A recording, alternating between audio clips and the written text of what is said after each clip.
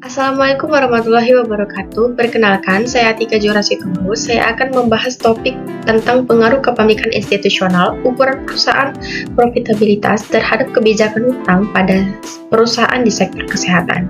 Saya berharap informasi yang saya sampaikan dapat memberikan wawasan baru dan bermanfaat bagi kita semua.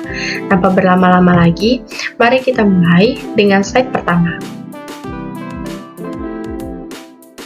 Oke. Masuk kita pada slide selanjutnya, yaitu pendahuluan yang dilakukan pada penelitian ini. Di era globalisasi, perusahaan-perusahaan kesehatan menghadapi kesulitan dalam mengelola sumber daya keuangan mereka di era globalisasi dan persaingan yang semakin ketat. Kebijakan utang merupakan komponen penting dalam manajemen keuangan yang menunjukkan pilihan perusahaan untuk menggunakan utang sebagai sumber pembiayaannya. Kebijakan utang yang baik dapat memungkinkan perusahaan untuk berinvestasi dalam pengembangan layanan dan infrastruktur yang sangat penting dalam memenuhi kebutuhan masyarakat akan layanan kesehatan yang berkualitas tinggi. Nah, ketika lembaga keuangan dan investor besar memiliki saham di suatu perusahaan, mereka dapat membantu perusahaan membuat keputusan yang lebih baik. Struktur kepemilikan ini berpengaruh pada kinerja perusahaan sehingga nilai perusahaan bisa meningkat. Selain itu, manajemen yang baik juga berkontribusi pada kinerja perusahaan yang pada akhirnya meningkatkan nilai perusahaan. Nah, ketika lembaga keuangan dan investor institusional memiliki saham perusahaan, kepemilikan institusional seringkali berfungsi sebagai pengecekan yang mendorong perusahaan untuk membuat keputusan manajemen yang lebih cerdas.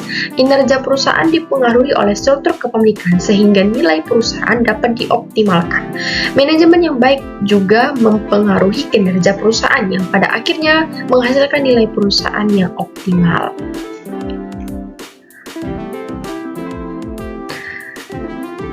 Oke, masuk kita pada slide selanjutnya, masih pendahuluan. Nah, di sisi lain, hutang perusahaan bisa dipengaruhi oleh seberapa besar ukuran perusahaan itu. Perusahaan yang lebih besar biasanya lebih mudah mendapatkan pinjaman dan dengan biaya yang relatif rendah. Nah, profitabilitas yang menunjukkan seberapa baik kinerja keuangan perusahaan. Penting untuk menentukan kebijakan utang. Perusahaan yang menghasilkan laba tinggi biasanya lebih mampu membiayai utangnya, sehingga bisa mengambil lebih banyak utang tanpa risiko yang besar. Jadi penting untuk memahami hubungan antara profitabilitas, ukuran perusahaan, dan kepemilikan dalam membuat keputusan tentang utang. Nah, sebelum kita jauh lebih dalam, kita perlu mengetahui apa itu kepemilikan institusional, ukuran perusahaan, profitabilitas, dan kebijakan utang. Yang pertama ini kepemilikan institusional. Menurut Muzakir tahun 2022 dan Rananda Septanta pada jurnal yang berjudul Pengaruh Kepemilikan Institusional, Kepemilikan Manajerial dan Kompensasi Rugi Fiskal terhadap Penghindaran Pajak pada tahun 2023 menyebutkan kepemilikan institusional menunjukkan kepemilikan komparatif. Adanya kepemilikan institusional dalam suatu perusahaan akan mendorong peningkatan dan pengawasan yang lebih optimal terhadap kinerja manajemen. Karena kepemilikan saham merupakan sumber kekuasaan yang dapat digunakan untuk mendukung atau sebaiknya terhadap manajemen. Semakin besar nilai investasi yang diberikan pada suatu organisasi, maka semakin tinggi pula sistem pengawasan yang ada di dalam organisasi tersebut. Kita juga perlu mengetahui ukuran perusahaan. Menurut Hartono 2008 dalam jurnal Ekonomik Setiawati yang berjudul Pengaruh Ukuran Perusahaan, Leverage, dan Profitabilitas terhadap Manajemen Laba tahun 2023. Ukuran perusahaan adalah besar kecilnya perusahaan dapat dihitung dengan total aktiva atau besarnya aset perusahaan dengan menggunakan perhitungan nilai logaritma dari total aktiva. Dengan begitu, ukuran perusahaan adalah skala di mana perusahaan dapat diklasifikasikan besar atau kecilnya perusahaan dengan mengukur total aset, lot size, harga pasar saham, dan lain-lainnya. Maknanya, ukuran perusahaan diukur dari total aset yang dimiliki. Ukuran ini bisa dihitung dengan menggunakan logaritma dari total aset. Jadi, ukuran perusahaan membantu kita mengklasifikasikan apakah perusahaan itu besar atau kecil berdasarkan total aset, harga saham, dan faktor lainnya. Nah, Slide selanjutnya, kebijakan hutang. Yang pertama, menurut Putra dan Rifandi 2023, pada jurnal yang berjudul Pengaruh Kepemilikan Manajerial, Profitabilitas terhadap kebijakan hutang pada perusahaan consumer goods yang terdaftar di Bursa Efek Indonesia atau BEI selama periode tahun 2018 sampai 2021. Jurnal ini tahun 2023 mengatakan kebijakan hutang dipandang sebagai alat pengendalian internal yang dapat mengurangi konflik keagenan antara manajemen dengan pemegang saham, terutama biaya keagenan untuk free cash flow. Kemudian menurut Nazula Nur Aminah, pada jurnalnya tahun 2021 yang berjudul Pengaruh Kepemilikan Institusional, Ukuran Perusahaan Profitabilitas terhadap Kebijakan Hutang pada Perusahaan Manufaktur di Bursa Efek Indonesia 2014 sampai 2018. Beliau mengatakan, kebijakan hutang dapat dipengaruhi secara positif oleh ukuran perusahaan. Singkatnya, semakin besar ukuran, semakin tinggi tingkat hutangnya. Oke, next yaitu profitabilitas menurut Diana Nabel tahun 2022 dan menurut Sudan tahun 2011 dalam Setiawati tahun 2023, yang maknanya profitabilitas adalah ukuran yang digunakan untuk menilai seberapa baik perusahaan dapat menghasilkan laba yang dapat diterima dengan memanfaatkan sumber daya yang dimiliki seperti aset, modal, dan penjualan. Oke, masuk kita pada slide selanjutnya yaitu metodologi. Nah, metodologi penelitian yang dilakukan menggunakan pendekatan kuantitatif, yaitu jenis pendekatan yang menggunakan metode analisis statistik untuk mengolah data-data numerikal atau angka untuk menjawab hipotesis atau permasalahan dalam suatu penelitian. Dalam penelitian ini terdapat 3 variabel independen. Yang pertama X1, yaitu ukuran perusahaan. X1 adalah kepemilikan institusional, X2 adalah ukuran perusahaan, dan X3 yaitu ROA atau Return on Asset. Nah, dan memiliki satu variabel independen yaitu Y, DER atau Debt to Equity Ratio, dengan data penelitian yang berasal dari laporan keuangan tahunan selama 5 tahun dari tahun 2019 sampai tahun 2023. Yang pertama, variabel independen.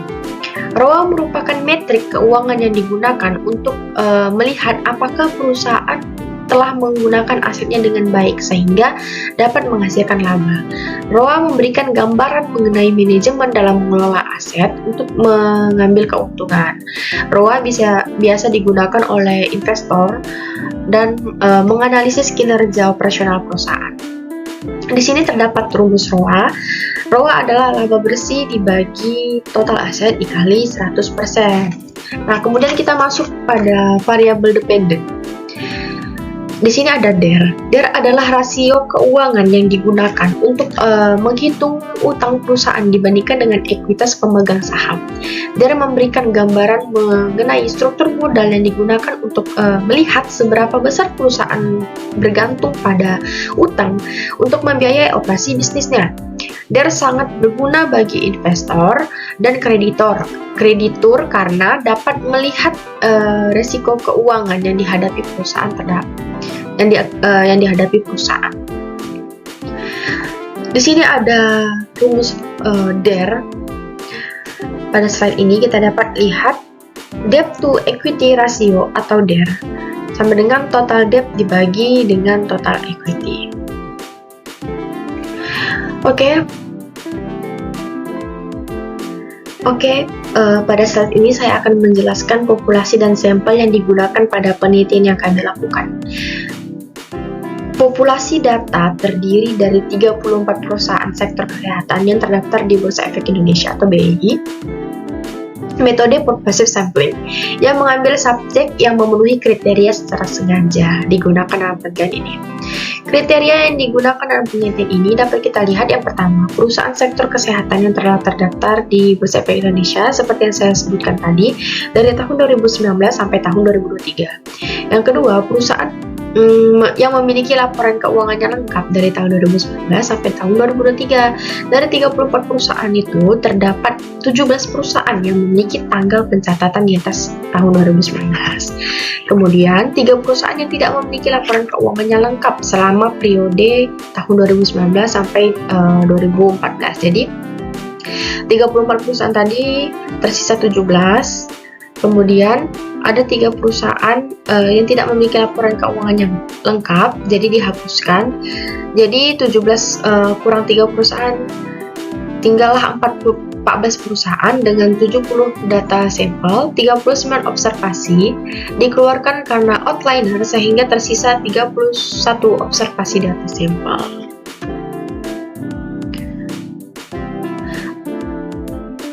Oke, nah, di slide ini kita masuk pada hasil dan pembahasan. Pertama itu uji asumsi klasik. Pada uji ini ada namanya uji normalitas. Nah, saya jelaskan dulu. Uji normalitas itu merupakan prosedur statistik yang digunakan untuk menentukan apakah data memiliki distribusi normal. Jika hasilnya lebih dari 0,05, data dianggap normal. Menurut uji normalitas Kolmogorov Smirnov. Nah, dapat kita lihat pada slide ini. Nilai sig adalah 0, yang ini. Yang ini 0,200 yang berarti terdistribusi secara normal karena melebihi batas kriteria 0,05. Pengujian ini menunjukkan tidak ada bukti yang kuat untuk menolak hipotesis bahwa data berasal dari distribusi normal. Yang ini ya, 0,200 sig atau signifikan.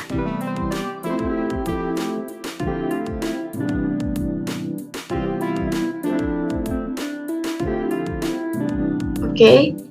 Nah, uji asumsi klasik yang kedua yaitu multikolinearitas.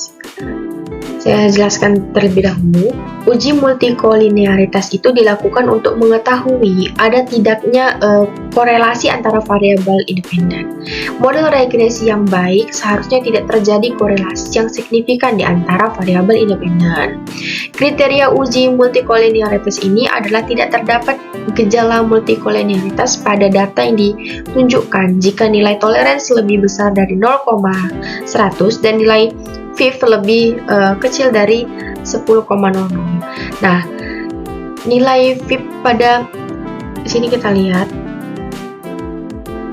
Suaranya mana lagi? Nah, di sini kita lihat nilai FIF. Ini FIF. Pada tabel ini melebihi batas kriteria yaitu di bawah 10,00. Yang ini di bawah 10,00 dan nilai tolerans di atas yang ini, nilai tolerans yang ini dia itu di atas 0,100 sehingga dapat dinyatakan tidak terjadi multikolinearitas. Model regresi dengan variabel X1, X2 dan X3 sebagai prediktor dapat dikatakan terbebas dari masalah multikolinearitas. Yang ini nilai FIF-nya. Kemudian ini nilai toleransinya, dia itu di atas 0,100. Oke, masuk kita ke uji asumsi klasik yang ketiga, yaitu uji heteroskedastisitas. Uji ini digunakan untuk melihat distribusi residual dalam data penelitian. Uji ini juga digunakan untuk melihat perbedaan residual antara set data. Uji heteroskedastisitas ditolak jika sebaran data acak lebih besar atau lebih kecil dari 0. Nah, berdasarkan gambar pada slide ini atau scatter plot, tidak ada indikasi kuat adanya heteroskedastisitas. Data lolos uji karena sebaran data menyebar secara acak, baik di atas 0 maupun di bawah 0. Nah, jadi Ini titik-titik yang tersebar di sini tuh dia tidak membentuk pola tertentu gitu.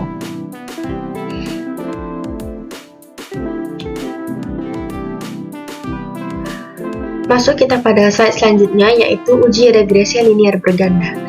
Jika nilai independen sudah diketahui, uji ini dilakukan untuk mengetahui seberapa besar arah dan pengaruh variabel independen terhadap variabel dependen. Nah, selain itu uji ini juga dilakukan untuk memprediksi nilai variabel dependen. Nah, pada slide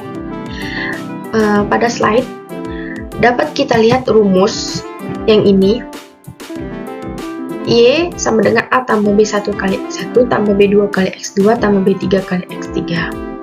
Nah, ini adalah persamaan regresi yang menunjukkan bahwa nilai Y dipengaruhi oleh 3 variabel independen, X1, X2, dan X3. Dan konstanta adalah A.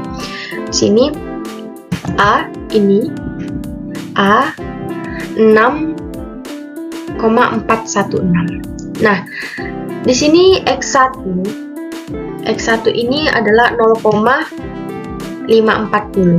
Ini adalah koefisien untuk variabel kepemilikan institusional atau X1.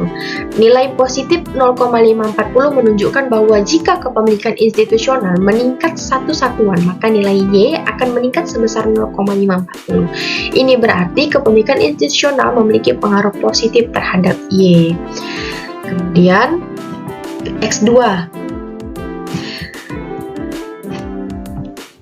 Nggak nampak. Ini sini. Ini X2 0,135, yaitu jika ukuran perusahaan meningkat satu satuan, maka nilai usaha juga meningkat sebesar 0,135. Kemudian yang terakhir itu nih X3. Di sini kita lihat sebesar 0,989 adalah nilai ROA memiliki pengaruh negatif. Di sini ada memiliki pengaruh negatif ya. Sehingga jika ROA naik satu satuan, maka nilai ROA akan naik sebesar 0,989. Oke, selanjutnya hasil dan pembahasan uji hipotesis. Pertama, uji hipotesis yaitu uji T. Jika nilai signifikan 0,05 berarti terdapat pengaruh yang signifikan, dan jika tepat pada 0,5, maka untuk mengetahui lebih jelas tidaknya pengaruh independen terhadap variabel dependen dapat menggunakan perbandingan T hitung dengan T tabel. Pada uji T ini, variabel X1 dan X3 dinyatakan signifikan. X1 dan X3 dinyatakan signifikan secara statistik mempengaruhi variabel Y karena nilai signifikannya lebih kecil dari 0,05. Jadi X1 yang ini dan X3, nah mereka dinyatakan signifikan secara statistik karena mempengaruhi variabel Y. Karena nilai signifikannya atau nilai sig ini di bawah 0,05, sedangkan variabel X2 dinyatakan tidak signifikan mempengaruhi variabel Y karena berada di atas 0,05.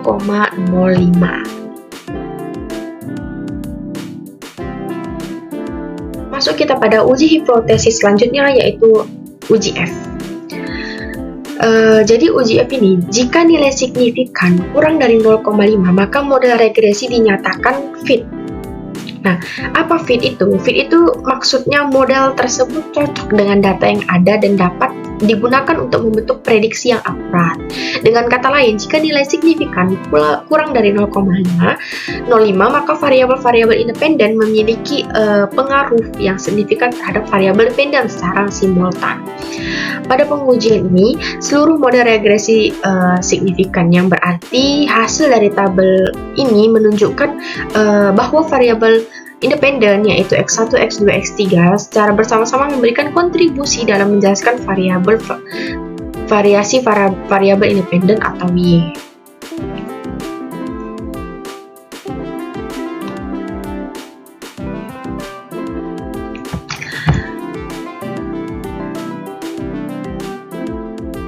Oke, uji yang terakhir yaitu uji koefisien determinasi.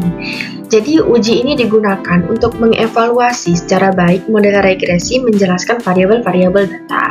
Pada tabel nilai R-square dan adjust R-square yang ini menunjukkan bahwa model memiliki kecocokan yang cukup baik dengan variabel-variabel independen. Menjelaskan sebagian besar variabilitas variabel dependen berdasarkan tabel tersebut. Nilai R2 adalah maksudnya R kuadrat adalah 0,621 atau 62,1% yang ini, dan ROA terhadap DER adalah sebesar 0,621 atau 62,1%. Yang ini ya. Oke, di sini saya akan menjelaskan pada slide ini pengaruh kepemilikan institusional, ukuran perusahaan, dan profitabilitas terhadap kebijakan hutang yang perlu kita ketahui. Yang pertama, kepemilikan institusional atas kebijakan hutang. Kepemilikan saham memiliki peran penting dalam kebijakan hutang. Pengaruh yang diberikan dapat bersifat positif maupun negatif, tergantung pada tujuan investasi. Kemudian investor institusional tidak hanya memegang saham, tetapi dapat mengawasi manajemen untuk mengambil keputusan pendanaan. Kemudian, apa sih ukuran perusahaan terhadap kebijakan hutang? Nah, ukuran dapat menentukan bagaimana perusahaan dapat menentukan besar kecilnya tingkat hutang, karena setiap perusahaan besar kecil memiliki karakteristik masing-masing. Ukuran berkorelasi secara signifikan terhadap kebijakan hutang, tetapi tidak dapat dijadikan satu-satunya faktor penentu. Nah, yang ketiga itu pengaruh profitabilitas terhadap kebijakan hutang. Profitabilitas memiliki pengaruh negatif terhadap kebijakan hutang. Perusahaan yang menghasilkan laba yang tinggi tentu akan lebih memilih untuk menggunakan sumber dana internal daripada mengandalkan pinjaman eksternal. Oke.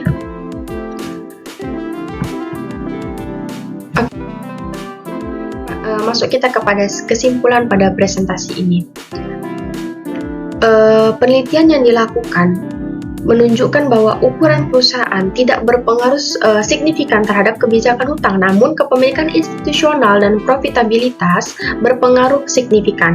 Model terbebas dari masalah heteroskedastisitas, normalitas, dan multikolinearitas berkat uji asumsi klasik. Nah, ada sedikit saran dari saya dalam penelitian ini. Penelitian ini menyarankan agar manajemen perusahaan layanan kesehatan mempertimbangkan peran kepemilikan institusional dan profitabilitas ketika membuat kebijakan utang. Perusahaan harus lebih memperhatikan kemampuan internal mereka dalam mengelola sumber pendanaan daripada uang perusahaan. Nah, kemudian untuk investor disarankan agar melakukan analisis menyeluruh terhadap kepemilikan institusional dan profitabilitas sebelum membuat keputusan investasi. Penting untuk memahami potensi keuangan dan stabilitas bisnis yang bergerak di industri kesehatan.